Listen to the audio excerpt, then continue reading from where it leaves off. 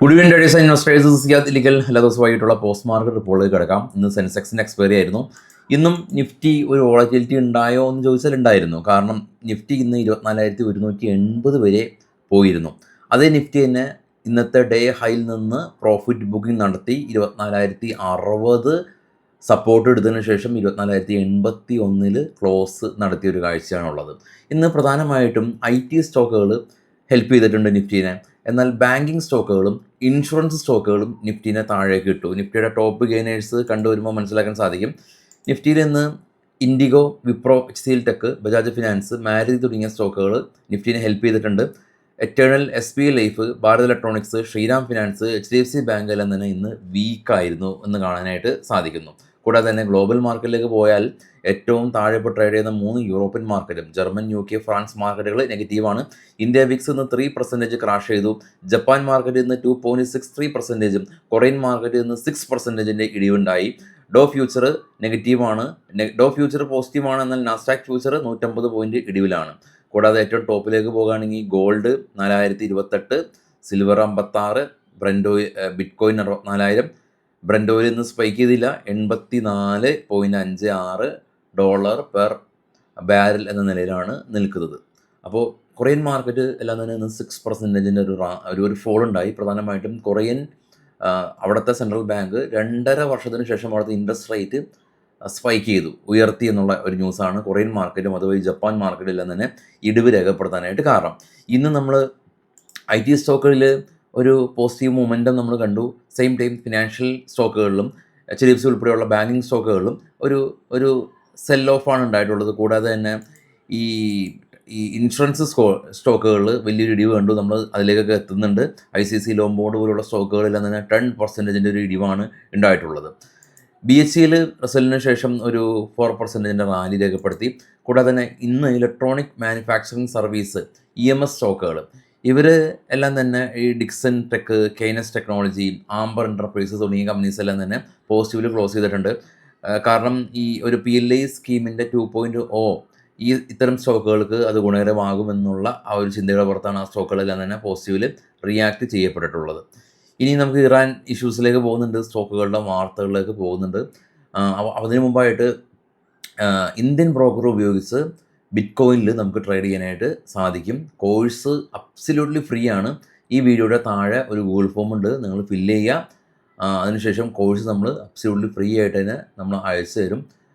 Delta India exchange എന്ന് പറയുന്ന Indian broker ഉപയോഗിച്ചിട്ടാണ് നമ്മൾ ബിറ്റ്കോയിനിൽ ട്രേഡ് ചെയ്യുന്നത്. അതുകൊണ്ട് തന്നെ നമുക്ക് ITR എല്ലാം തന്നെ ഫയൽ ചെയ്യാൻ സാധിക്കും. ഇന്ത്യൻ ബ്രോക്കർ തന്നെയാണ്. അപ്പോൾ ഫസ്റ്റ് കമൻറ്റിൽ ഗൂഗിൾ ഫോം ഉണ്ട്, ഫില്ല് ചെയ്യാൻ ശ്രമിക്കുക.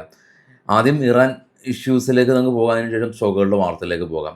US ഇറാനിൽ വീണ്ടും ഒരു വ്യോമാക്രമണം നടത്തിയിട്ടുണ്ട്. ഇറാനിലെ ബദർ അബ്ബാസ് ഉൾപ്പെടെയുള്ള സൈനിക കേന്ദ്രങ്ങളെ ലക്ഷ്യമിട്ട് പുതിയ ആക്രമണങ്ങൾ നടത്തിയെന്നാണ് US അറിയിച്ചിരിക്കുന്നത്. ഇറാൻ ശക്തമായിട്ടുള്ളൊരു മുന്നറിയിപ്പ് നടത്തിയിട്ടുണ്ട്. അമേരിക്ക നിർണായക ഈ ഒരു വൈദ്യുതി എനർജി അടിസ്ഥാന സൗകര്യങ്ങൾ ആക്രമിച്ചാൽ മേഖലയിലെ പ്രധാന ഇൻഫ്രാസ്ട്രക്ചറുകൾ ലക്ഷ്യമാക്കി ഇറാനും ആക്രമിക്കുമെന്ന് ഈ തെഹ്റാൻ മുന്നറിയിപ്പ് നടത്തിയിട്ടുണ്ട്. ഇതിനിടെ ഈ സ്ട്രൈറ്റ്സ് ഓഫ് ഹോർമുസിൽ സംഘർഷം കൂടുന്നുണ്ട്. ബ്രന്റ് ഓയിൽ 85 എന്ന നിലയിൽ നിൽക്കുന്നുണ്ട്.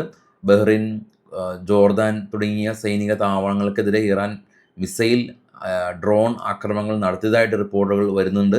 ഇതിനിടെ നയതന്ത്ര ശ്രമങ്ങൾ തുടരുന്നുണ്ട്. ഈ ഖത്തറും പാകിസ്ഥാനും ഉൾപ്പെടെയുള്ള രാജ്യങ്ങളെല്ലാം തന്നെ ഈ ഒരു നയതന്ത്ര ചർച്ചയിൽ പങ്കാളികളാണ്. കൂടാതെ തന്നെ ഈ ഒരു അമേരിക്കൻ പൗരൻ ഇറാൻ വിട്ടയച്ചിട്ടുണ്ട്. അതായത് അമേരിക്കൻ പൗരൻ ഉണ്ടായിരുന്നു ഇറാൻ്റെ പക്കൽ, അപ്പോൾ അവരെ വിട്ടയച്ചു എന്നുള്ള ആ ഒരു കാര്യമെല്ലാം തന്നെ ഈ നയതന്ത്ര ശ്രമങ്ങൾക്ക് സംഘർഷം കുറയാനായിട്ടുള്ള സാധ്യതകൾ കൂടുമെന്നാണ് റിപ്പോർട്ടുകളെല്ലാം തന്നെ ഉള്ളത്. ഇനി നമുക്ക് നേരെ സ്റ്റോക്കുകളുടെ വാർത്തകളിലേക്ക് പോകാം. പൈസൽ റെക്കമെൻഡേഷൻ അല്ല. Hathway cable company net profit അവർ 31 നിന്ന് 24 കോടി രൂപയിലേക്ക് കുറഞ്ഞു. Heritage food company peanut butter and jelly കമ്പനീനെ അക്യൂർ ചെയ്തു എന്നുള്ള ന്യൂസ് ഉണ്ട്. 20% സ്റ്റേക്ക്. കൂടാതെ തന്നെ 40 കോടി രൂപയിൽ നിന്ന് 25 കോടി രൂപയിലേക്ക് പ്രോഫിറ്റ് കുറഞ്ഞു. ടെക് കമ്പനി റിസൾട്ട് വന്നു. പ്രോഫിറ്റ് 28% ഇയർ ഓൺ ഇയർ വർദ്ധിച്ചു എന്നുള്ള ഒരു ന്യൂസ് ഉണ്ട്. വിപ്രോ അവരുടെ നെറ്റ് പ്രോഫിറ്റ് ഫ്ലാറ്റായ രീതിയിൽ റിപ്പോർട്ട് ചെയ്തു. കമ്പനി ₹2 ഡിവിഡൻഡ് പ്രഖ്യാപിച്ചിട്ടുണ്ട്. കമ്പനിയുടെ റവന്യൂ ഫോർകാസ്റ്റുകളെല്ലാം തന്നെ ഉയർത്തിയിട്ടുണ്ട്. പിരമൽ ഫിനാൻസ് കമ്പനി അവർ 267 നിന്ന് 460 കോടി രൂപയിലേക്ക് പ്രോഫിറ്റ് ഉയർത്തി. GNK ഇന്ത്യ കമ്പനി ഇവർക്ക് ഒരു എമിറേറ്റ്സിൻ്റെ ഭാഗത്ത് നിന്ന് ഒരു ഓർഡർ കിട്ടി എന്നുള്ള ന്യൂസ് ഉണ്ടായിരുന്നു. എന്നാൽ ഈ ഒരു ഓർഡർ ക്യാൻസൽ ചെയ്തതായിട്ട് ന്യൂസുകൾ വരുന്നുണ്ട്. GNK ഇന്ത്യ അതുകൊണ്ട് തന്നെ 10% ഇടിവ് രേഖപ്പെടുത്തി. ഹീറോ മോട്ടോ കോർപ്പ് കമ്പനി ജർമ്മനിയിൽ അവരുടെ ബിസിനസ് എക്സ്പാൻഡ് ചെയ്യാനായിട്ട് കമ്പനി ഉദ്ദേശിക്കുന്നുണ്ടെന്നുള്ള ന്യൂസുണ്ട്. GNA ആക്സിൽ കമ്പനി ഇവർ 23 കോടി രൂപയിൽ നിന്ന് 38 കോടി രൂപയിലേക്ക് പ്രോഫിറ്റ് ഉയർത്തി. വാരി എനർജി കമ്പനി ഒരു പുതിയ battery energy storage system plant ചെയ്യാൻ ഉദ്ദേശിച്ചിട്ടുണ്ട്. 3.5 നിന്ന് 5.15 കപ്പാസിറ്റി അതോടെ കമ്പനിയുടെ ഉയരും. BHEL കമ്പനി നെറ്റ് ലോസിലുണ്ടായിരുന്ന കമ്പനിയാണ്. 455 കോടി രൂപ, ഇത്തവണ 380 കോടി രൂപ പ്രോഫിറ്റ് ആയിട്ടുണ്ട്. ITI കമ്പനി പുതിയൊരു ഓർഡർ കിട്ടി, 856 കോടി രൂപയുടെ ഓർഡർ BSNLൻ്റെ ഭാഗത്തുനിന്ന് 4G എക്സ്പാൻഷന് വേണ്ടി കിട്ടി. DB കോർപ്പ് കമ്പനി 80 കോടി രൂപയിൽ നിന്ന് 100 കോടി രൂപയിലേക്ക് പ്രോഫിറ്റ് ഉയർത്തിയിട്ടുണ്ട്. TCS ഇവർ ജെമിനി എൻ്റർപ്രൈസസ് കൊൽക്കട്ടയിൽ ലോഞ്ച് ചെയ്തു എന്നുള്ള ന്യൂസുണ്ട്.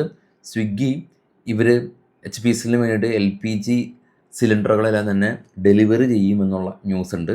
അപ്പോൾ അതിനിടെ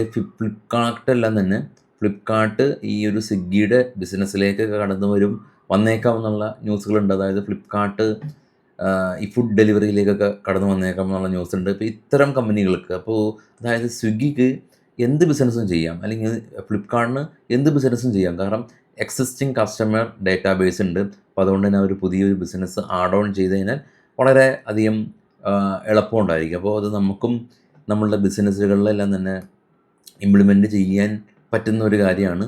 പുതിയ കസ്റ്റമേഴ്സിനെ എടുക്കുക എന്ന് പറയുന്നത് വളരെയധികം ബുദ്ധിമുട്ടാണ്. അതുകൊണ്ട് തന്നെ നിലവിലുള്ള കസ്റ്റമറിന് തന്നെ പുതിയ സർവീസുകൾ കൊടുക്കുക എന്നുള്ളതാണ് ഇത്തരം കമ്പനീസ് ചെയ്യുന്നത്. അപ്പോൾ അതുകൊണ്ട് തന്നെ നമ്മൾ ഇൻവെസ്റ്റൊക്കെ ചെയ്യുന്ന സമയത്ത് അത്തരം ബിസിനസ്സുകൾ ചെയ്യുന്ന കമ്പനീസ് വളരെ ബെസ്റ്റാണ്.